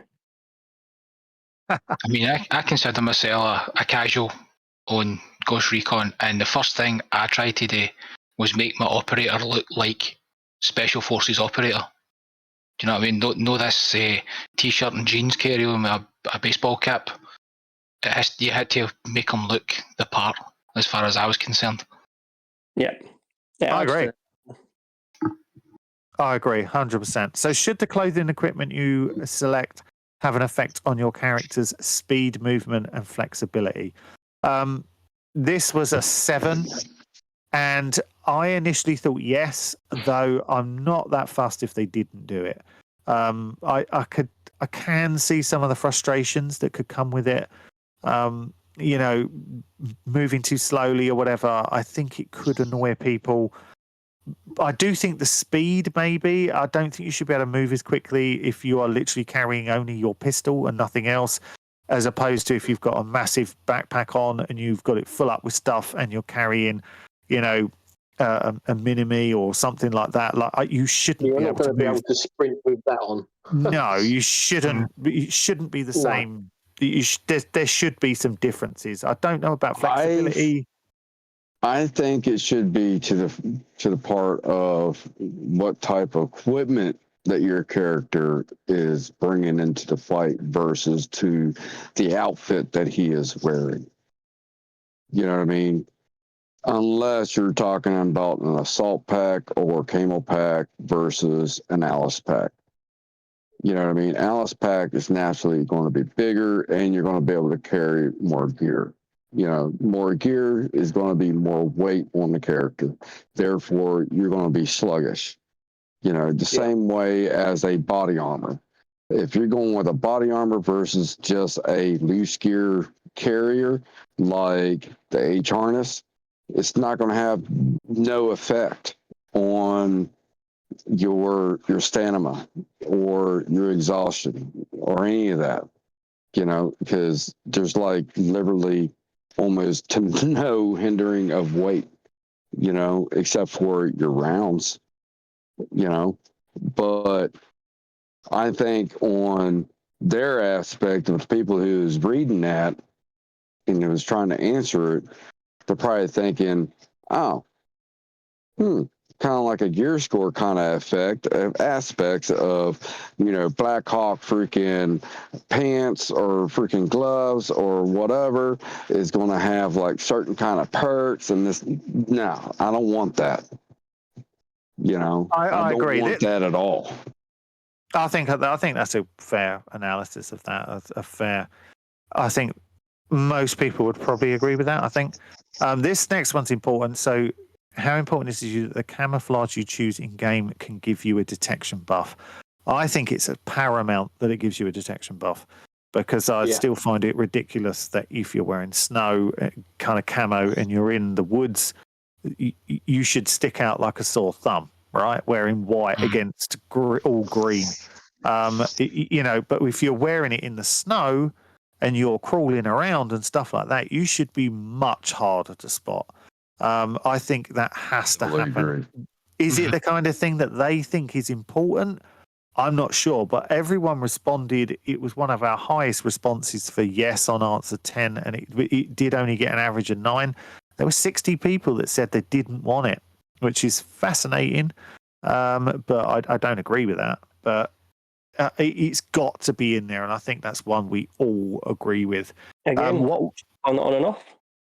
Exactly, turn it on and off. If you don't want it, turn it off. Put it in the options. Put all of these things in the options. All the ones that they're going to add, put them in the options so you can have them on and off. How important is it to you that nighttime or dark areas give you a detection buff? This was, once again, another huge number of people answering 10. The average in the end was 9. This is, once again... Yeah, but this one is, to me, this must be there. This must be in there. You cannot have a situation where, you're coming up to a small clearing in the woods or something with a small building, you're hidden at night time in the woods, in the dark, yet they can see you just as easily as you can see them. That does not work for me at all.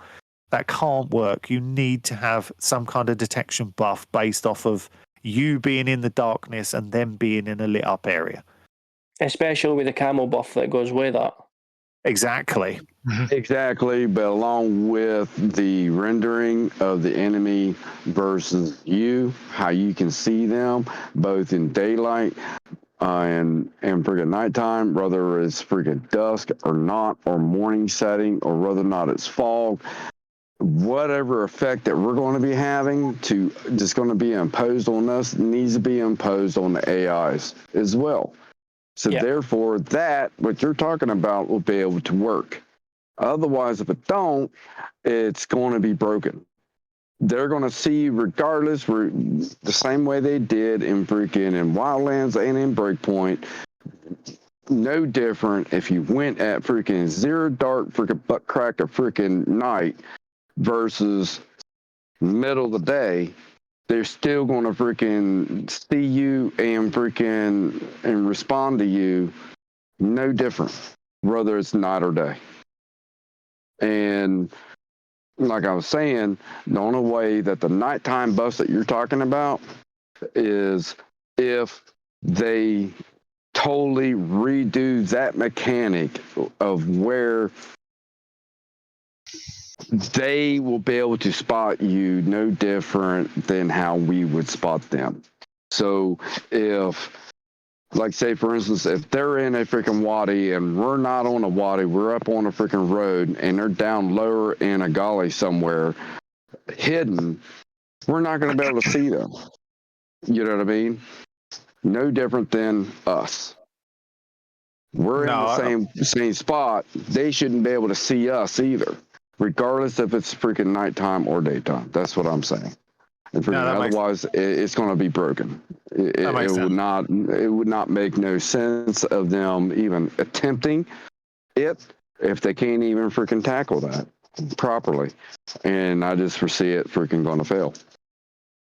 The next question was how important. No, it's a good answer. How important is it to you about the idea of being able to customize your vehicle loadouts in game? I got a 7 out of 10. I think that's one we'll skip over for the minute, but it's a good answer. I think most people are saying that they wouldn't mind to see that. So how important is it that enemy NPCs can do whatever you can do in game? So like fire from cover, crouch, prone positions, etc. This got a 9 out of 10. To me, there's not even a debate on this for me. They've got to be able to do this stuff. The fact that they can't do some of this now in Breakpoint, it doesn't make sense. How can you have good AI if they can't even crouch or fire from cover or go prone? Like, that doesn't make any sense to me at all. You're making your enemies far too easy.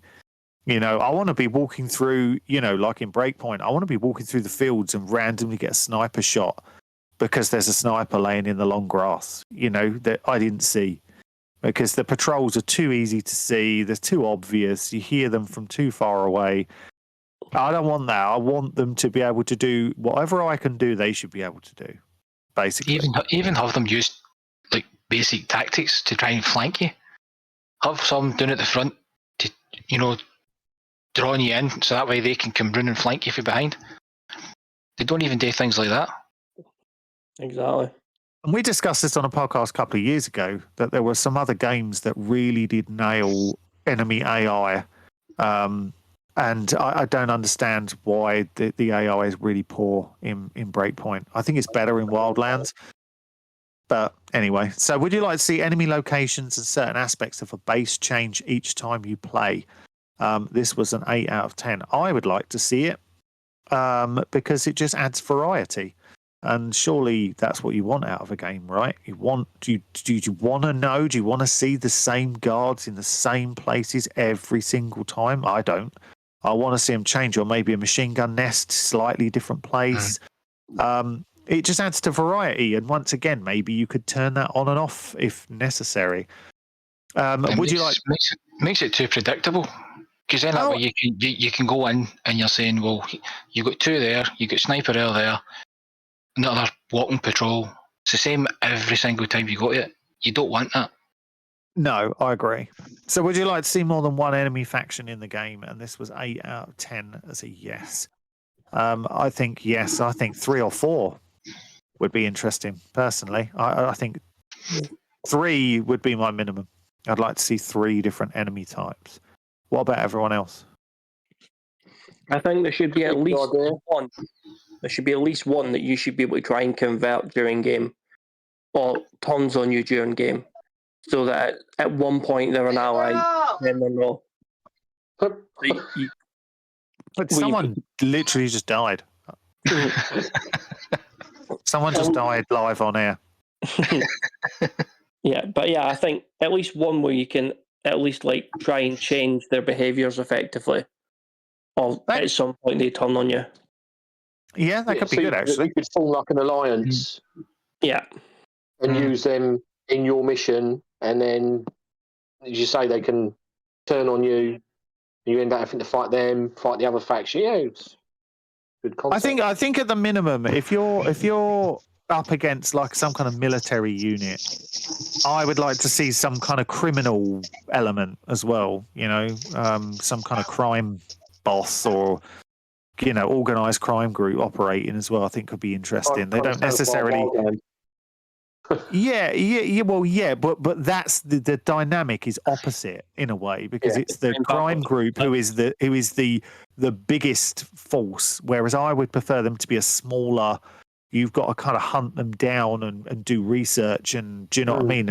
And they're not just driving around. They don't drive past you, kind of going, "We're the bad guys because we're drug running or whatever it is." I want to be able to. You've got to hunt them down. There could be some of them working for the military unit, even. You know what I mean? I'd like to see that, but a proper, really thought out, good story as well.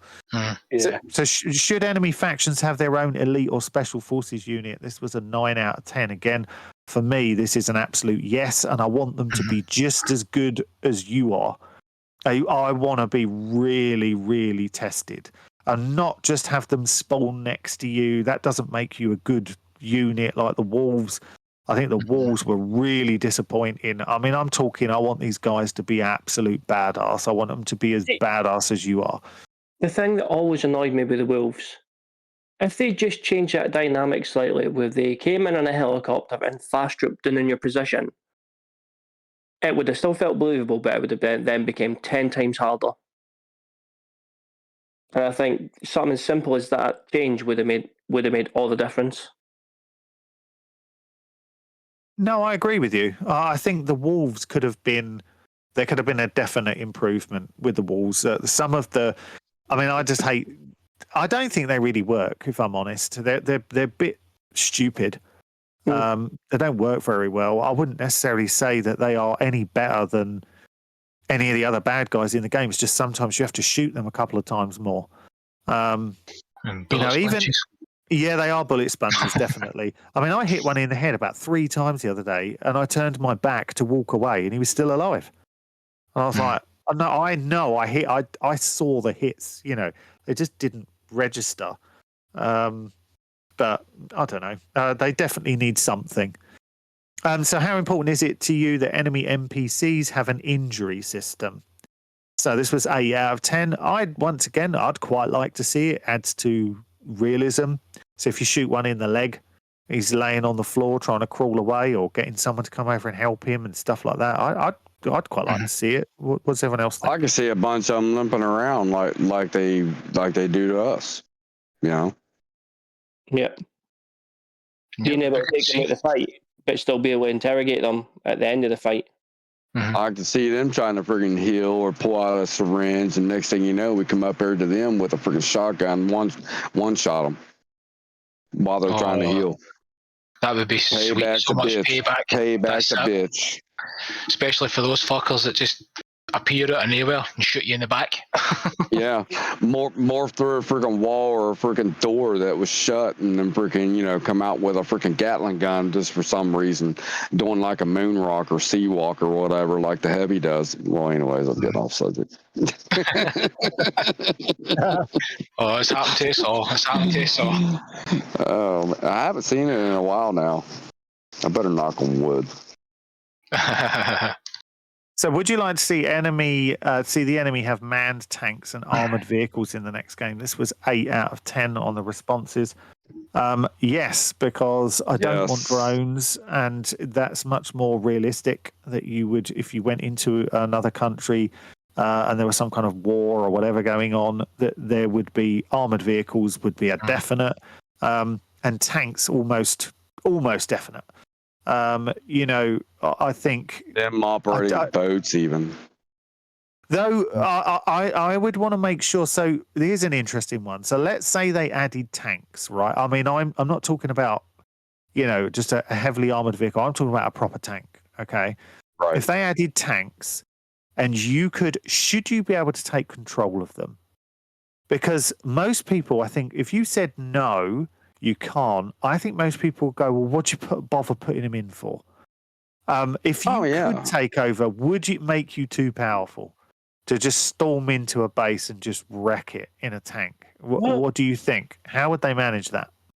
The thing is with a tank, if you're getting it right, they're not necessarily in close environments. They're actually fairly poor. So if you're taking it into a base, you're actually really badly exposed. Mm-hmm. So that overpower that you think you would have wouldn't necessarily always translate. I get that in the real world, but I tend to find when I've played other games and you're in a tank and you go bowling into a small town, you always tend to feel like it always tends to feel overpowering. Like I don't think they ever get that right. They treat it like you are totally invulnerable. Sometimes you actually are invulnerable, depending on what game you're playing. You can just roll straight in and just wipe everything out, and it looks as if nothing's actually happened to you at all.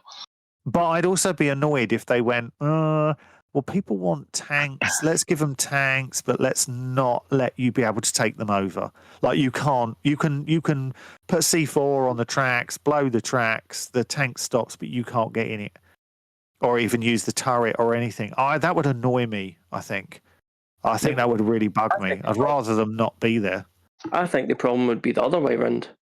I think you look at something like the NPCs that you've got in game now, heavily armored NPCs, that you're driving along in, and all of a sudden, the wolves start shooting at you, and they're shooting like with 5.56 through your armor. That frustrates me much more.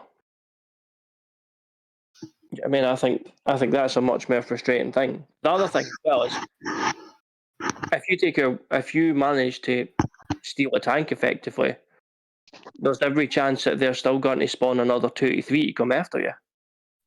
Guys, sorry to interrupt, quick. I'm going to have to shoot off. All right, dude. Take care. Have a good one. No worries. Have a good one, bud.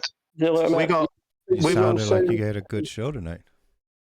Yeah, it's been good. We got 2 more of the survey questions left to go, and then we're going to call it a day at the end of that. So let's get on to the last 2. Should enemies be able to chase you on motorbikes or ATVs in the next game?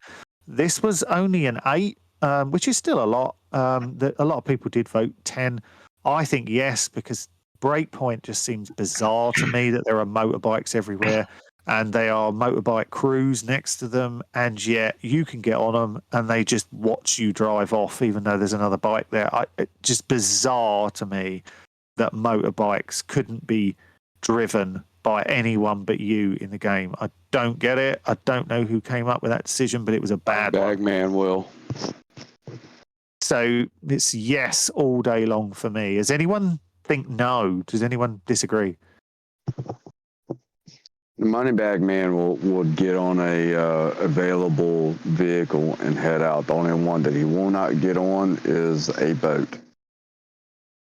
Well, that's the last question. Would you like to see enemy boats in the next game, or enemies using boats?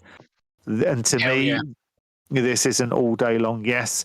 Breakpoint had so much water around it, yet it wasn't utilized at all, and I don't understand why. It's bizarre to me that they didn't use that. Well, they didn't utilize in Wildlands either. Look how much water was there. No, it wasn't, and I don't get why, because it made you feel invulnerable on the water. Like we were just talking about the tanks. In Breakpoint, I get on a boat, I go around, and there's no one coming after me, apart from the occasional helicopter, perhaps. And you just feel too safe. It's just too easy to get around. It makes the game feel easy, and I don't want it to feel easy. So it was a massive asset, and they just left it. It's just like I said, the only person that would ever get into the APC bikes or anything like that, of the vehicles, and take off when you're trying to attack or whatever, is the Bagman. He gets into the most freaking available vehicle. If you blow up the helicopter, he's going to go to some freaking wheeled one. And if he's in it and you owned it, he would go over to the APC, or he'll go over to a motorbike and take off. And I even got a Panther even send me a clip of me using a Gatling gun helicopter, freaking shooting at this bagman to try to get his ass, and driving by him and freaking Pistol Pete. And he called it Tom Cruise. And the bagman is swerving all over the freaking place, trying to avoid the freaking the rounds hitting me. But yeah, I would like to see more of a ramp up of patrols as far as like the options that they're currently given. Like if you take like Andy said, if you take a bike from the enemy, they should be able to chase you down in a said bike or ATV or what have you. Same way with the boat, same way with the APC, whatever the case may be. I just think it will add a lot more variety, and hopefully it will keep people playing that said game a lot longer than what they did with Breakpoint. Especially if it's open world. I think if you have an open world, these things have to be in there. If it was a more linear game, I can kind of understand why they're not going to do it. But when it's open world, these things have to be in there. It makes no sense that they're not. Anyway, we have been going on for quite a while. That was every single question that we just went through on the survey. And I'd like to thank everyone again who did fill out that survey. And thank you for Sandy for all his help on that survey. It was hugely important, and we're hoping that this survey will help shape the next game, and hopefully we will hear something about it soon. Obviously, a few people have had to shoot off, like Vandar and Bacon and Mad, but thank you for them coming on. Gentlemen, thank you all for coming on. I really appreciate it. It was a good discussion, and like I said, we've been going on a little while now. Merry Christmas to you all, and happy holidays to you all.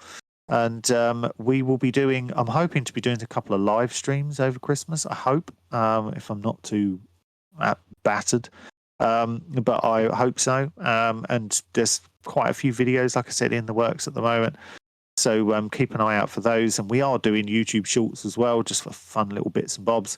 And if you've ever got a YouTube short that you think, this is amazing, and you really want to put it on our channel, that is also a thing. You just have to message me on Discord, and I'll get that clip off of you, and we're happy to put it up on the channel. So give me a shout if you've got a particularly good one that you would like to use. The only remit is that obviously it's got to be full no HUD. That's the only thing that we insist on. But outside of that, thank you so much for watching. From all of us here at Bullet Catcher Gaming, thank you. Merry Christmas and Happy New Year. Take care. We'll see you again on the next one. Bye-bye.